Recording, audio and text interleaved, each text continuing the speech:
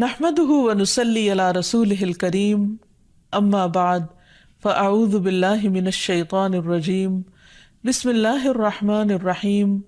رب اشرح لي صدري ويسر لي امري واحلل عقدة من لساني يفقهوا قولي۔ السلام علیکم ورحمۃ اللہ وبرکاتہ۔ ناظرین، آج ہم پروگرام دعا کیجیے کے ساتھ آپ کی خدمت میں حاضر ہیں اور ہم انشاءاللہ رزق کی کشادگی کے بارے میں دعاؤں کے متعلق بات کریں گے۔ حقیقت یہ ہے کہ رزق کے سارے خزانے اللہ سبحانہ وتعالیٰ کے پاس ہیں، اور اللہ سبحانہ وتعالیٰ اپنی ساری مخلوق کو رزق دے رہا ہے اور ہر طرح کا رزق دے رہا ہے، اور پھر بھی اس کے خزانوں میں کمی نہیں واقع ہوتی۔ ایک حدیث قدسی میں آتا ہے، اللہ تعالیٰ فرماتے ہیں کہ اے تمام جن و انس، اولین و آخرین، اگر تم سب کے سب ایک چٹیل میدان میں، کھلے میدان میں اکٹھے ہو جاؤ اور پھر سب اپنی حاجات مجھ سے مانگو، اپنی ضروریات مجھ سے طلب کرو، اور میں تم سب کو وہ عطا کروں جو تمہیں چاہیے، تو بھی میرے خزانوں میں اتنی کمی بھی واقع نہیں ہوتی جتنی سوئی کو سمندر میں ڈالنے سے واقع ہوتی ہے۔ لیکن بات یہ ہے کہ انسان جب اللہ سے مانگے تو پورے یقین کے ساتھ مانگے، امید رکھ کے مانگے، اور کسی بھی قسم کی مایوسی کا شکار نہ ہو، کیونکہ دعا ان تمام چیزوں میں فائدہ دیتی ہے جو نازل ہو چکی ہیں، اور ان میں بھی فائدہ دیتی ہے جو نازل نہیں ہوئی، یعنی وہ تمام مشکلات جو انسان پہ پڑ چکی ہیں یا آئندہ آنے والی ہیں، ان دونوں کے سلسلے میں دعا کرنا انسان کو فائدہ دیتا ہے۔ لیکن یہ یاد رہے کہ دعا کی قبولیت کے لیے انسان اپنی طرف سے بھرپور کوشش کرے، اور اس میں ایک کوشش یہ کہ جب اللہ سے مانگے تو پہلے اللہ سبحانہ وتعالیٰ کی تعریف کے کلمات کہے، تسبیحات پڑھے، اور پھر اس کے ساتھ ساتھ درود شریف پڑھے۔ جہاں تک رزق کا تعلق ہے تو اس سلسلے میں یہ یاد رہے کہ رزق کا تنگ کرنا اور کشادہ کرنا یہ صرف اللہ سبحانہ وتعالیٰ کے ہاتھ میں ہے۔ وہ جس کو چاہتا ہے زیادہ دیتا ہے، جس کو چاہتا ہے کم دیتا ہے۔ قرآن مجید میں اللہ تعالیٰ فرماتے ہیں واللہ یرزق من یشاء بغیر حساب، اللہ جس کو چاہتا ہے بے حساب رزق عطا کرتا ہے، اور پھر اگر وہ کسی کو زیادہ نہیں دیتا، اس پر رزق تنگ کر دیتا ہے، تو بھی اس میں اس کی اپنی حکمت اور مصلحت کار فرما ہوتی ہے۔ بعض لوگوں کو رزق کی زیادتی نقصان دیتی ہے، اور بعض لوگوں کو رزق کی کمی فتنے اور مشکل میں ڈال دیتی ہے کہ ان کے ایمان جانے کا خطرہ ہوتا ہے۔ اسی طرح بعض کو رزق کی کشادگی اللہ کی یاد سے غافل کر دیتی ہے، یعنی انسان مختلف مزاج کے ہوتے ہیں، تو اللہ تعالیٰ چونکہ بندوں پر مہربان ہے، وہ جانتا ہے کہ کس بندے کے ساتھ اسے کیسا معاملہ کرنا ہے، کسے زیادہ دینا ہے اور کسے کم دینا ہے۔ اس لیے ہمارے معاملے میں اللہ تعالیٰ کا جو بھی فیصلہ ہو اسے بخوشی قبول کر لینا چاہیے، اور اس کے ساتھ ساتھ اس سے اچھی امید رکھنی چاہیے۔ رزق کے سلسلے میں یہ بات بھی یاد رہے کہ اگر کبھی رزق میں تنگی ہو رہی ہو تو ہو سکتا ہے کہ اس تنگی پر صبر کرنے کی وجہ سے انسان کے اتنے درجات بلند ہو جائیں کہ بہت بڑی بڑی نیکیاں بھی اس کے مقابلے میں ہیچ ہوں۔ پھر اسی طرح بعض اوقات انسان کے لیے ناشکری رزق کی تنگی کا ذریعہ بن جاتی ہے، تو اس سے بھی انسان کو پرہیز کرنا چاہیے۔ خواہ انسان کے پاس تھوڑا ہی ہو تو بھی اس پر اللہ تعالیٰ کا شکر ادا کرنا چاہیے، کیونکہ اللہ تعالیٰ کا وعدہ ہے لَإِن شَكَرْتُمْ لَأَزِيدَنَّكُمْ، اگر تم شکر ادا کرو گے تو میں تمہیں اور زیادہ عطا کروں گا۔ کیونکہ ہر انسان جس کے پاس جتنا بھی ہے وہ عموماً کمی کا رونا روتا رہتا ہے۔ اسی لیے ہمیں یہ سکھایا گیا ہے کہ رزق کے معاملے میں ہم یعنی دنیاوی معاملات میں اپنے سے نیچے والوں کو دیکھیں کہ ان کے پاس کیا ہے، تو انسان کے پاس جو کچھ بھی ہو انسان اس پر راضی ہو سکتا ہے، مطمئن ہو سکتا ہے، خوش ہو سکتا ہے، اور اللہ تعالیٰ کا شکر گزار ہو سکتا ہے۔ اور یہ ہمیشہ یاد رکھے کہ اصل میں الرزاق تو اللہ تعالیٰ ہی ہے۔ اس لیے جب بھی رزق کے معاملے میں کسی بھی قسم کی کوئی مشکل ہو، اونچ نیچ ہو، تو فوراً اللہ تعالیٰ کی طرف انسان رجوع کرے اور اللہ تعالیٰ سے خوب خوب دعائیں کرے، کیونکہ وہ دعاؤں کا سننے والا ہے، قریب مجیب ہے، بہت قریب ہے اور ہر بات کا جواب دیتا ہے۔ ایسا نہیں کہ وہ انسان کی دعا کو نظر انداز کر دیتا ہے، اور یہ تو اس کا خود حکم ہے، وَقَالَ رَبُّكُمُ ادْعُونِي أَسْتَجِبْ لَكُمْ، تمہارا رب کہتا ہے کہ تم مجھ سے مانگو تو میں تمہاری دعا قبول کروں گا۔ تو ہمیشہ ہمیں یہ یاد رکھنا چاہیے کہ رزق کی کنجیاں اللہ تعالیٰ کے پاس ہیں۔ فرمایا لَهُ مَقَالِيدُ السَّمَاوَاتِ وَالْأَرْضِ يَبْسُطُ الرِّزْقَ لِمَن يَشَاءُ وَيَقْدِرُ إِنَّهُ بِكُلِّ شَيْءٍ عَلِيمٌ، آسمانوں اور زمین کی چابیاں اسی کے پاس ہیں، وہ جس کے لیے چاہتا ہے رزق کشادہ کر دیتا ہے اور جس کو چاہتا ہے تنگ کر دیتا ہے، بلا شبہ وہ سب کچھ جاننے والا ہے۔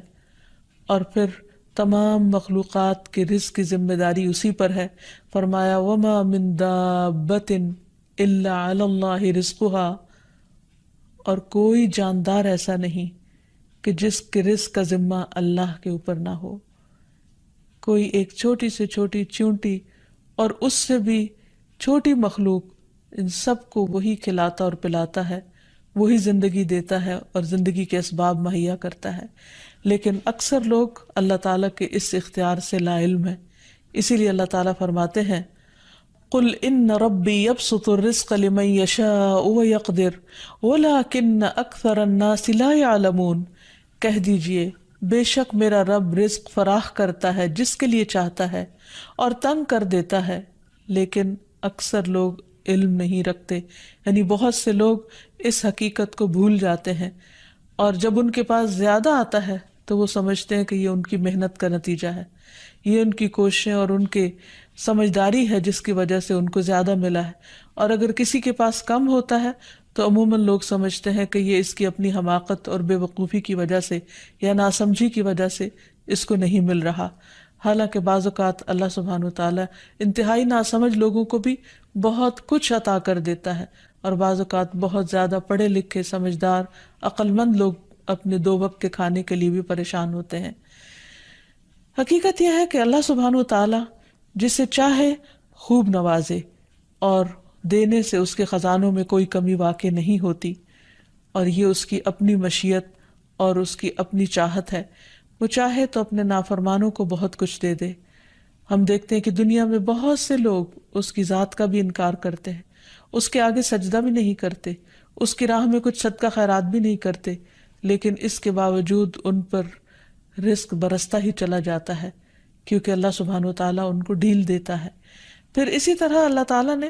ہر ایک کا چونکہ رزق مقرر کر رکھا ہے، تو جن کے حصے میں زیادہ دیا یا زیادہ رکھا ہے، وہ ایسا نہیں کہ ضروری طور پر ان کی کسی نیکی کی وجہ سے ہی ہو، وہ اللہ تعالیٰ کی تقسیم کی بنا پر ہے، اللہ تعالیٰ کا اپنا فیصلہ ہے جو اس کے حکمت پر مبنی ہے، جسے انسان نہیں جانتے، کیونکہ اللہ تعالیٰ نے ہر انسان کا رزق مقرر کر رکھا ہے، اور جو انسان کے مقدر میں ہوتا ہے وہ اس کو مل کر رہتا ہے۔ اسی لیے جابر بن عبداللہ کہتے ہیں کہ اللہ کے رسول صلی اللہ علیہ وسلم نے فرمایا اگر ابن آدم اپنے رزق سے اسی طرح بھاگے جس طرح موت سے بھاگتا ہے تو بھی رزق اسے اسی طرح پالے گا جس طرح اسے موت پا لیتی ہے، یعنی اس کا رزق اس تک پہنچ کر رہے گا۔ اس سلسلے میں ایک بہت اہم بات یاد رکھنے کی ہے کہ انسان رزق کے معاملے میں ہمیشہ اللہ تعالیٰ کی طرف رجوع کرے، اور کسی بھی پریشانی کی صورت میں غیر اللہ کی طرف رجوع نہ کرے، یعنی اپنے دکھ، تکلیف، پریشانی،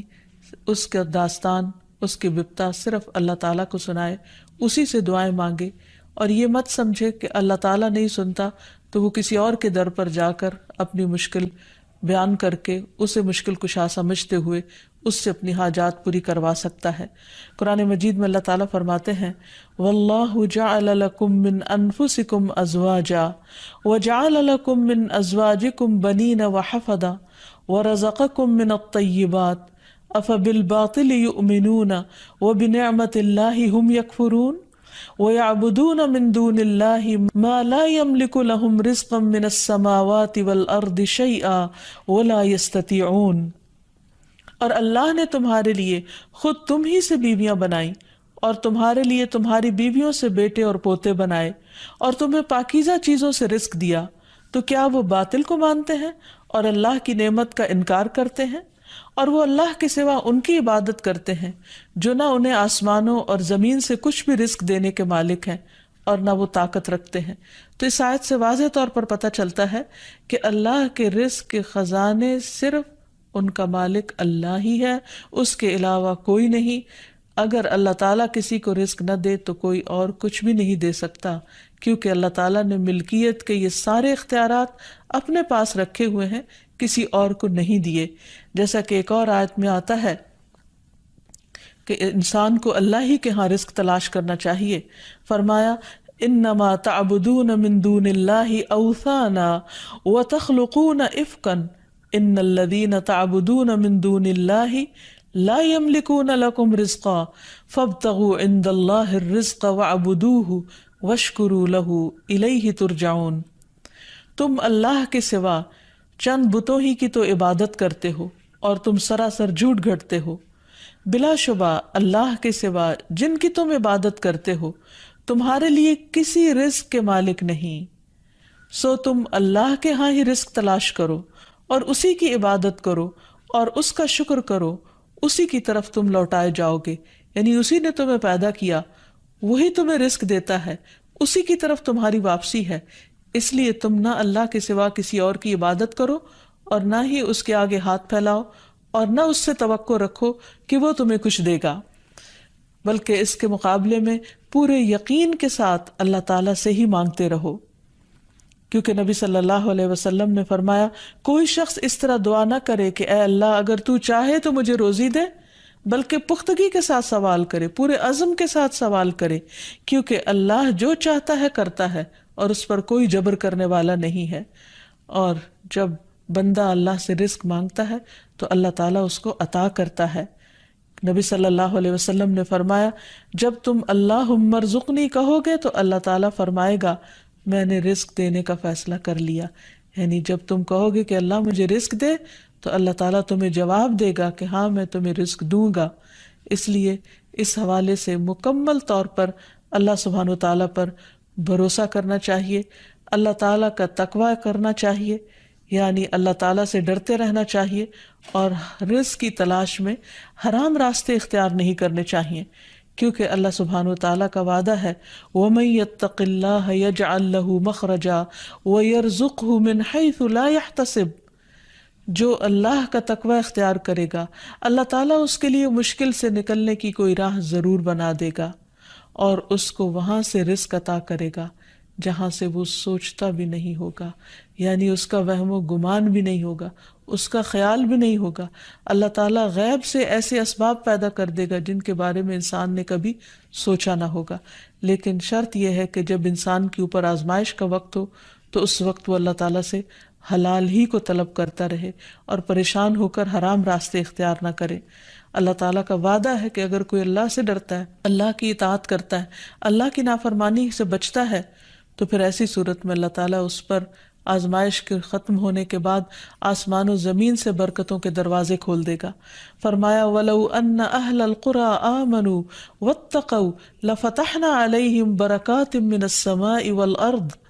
اور اگر یہ بستیوں والے ایمان لے آتے اور اللہ کا تقوی اختیار کرتے تو ہم ان پر آسمان اور زمین کی برکتوں کے دروازے کھول دیتے۔ یعنی اللہ تعالیٰ ان دروازوں کو بند کر کے آزماتا ضرور ہے، لیکن وہ دیکھتا یہ ہے کہ بندہ کرتا کیا ہے، اور جب بندہ اللہ کی اطاعت ہی کا عزم دل میں رکھتا ہے تو اللہ تعالیٰ اپنی رحمت عام کر دیتا ہے۔ پھر یہ کہ انسان کو اللہ کی تقسیم پر راضی رہنا چاہیے۔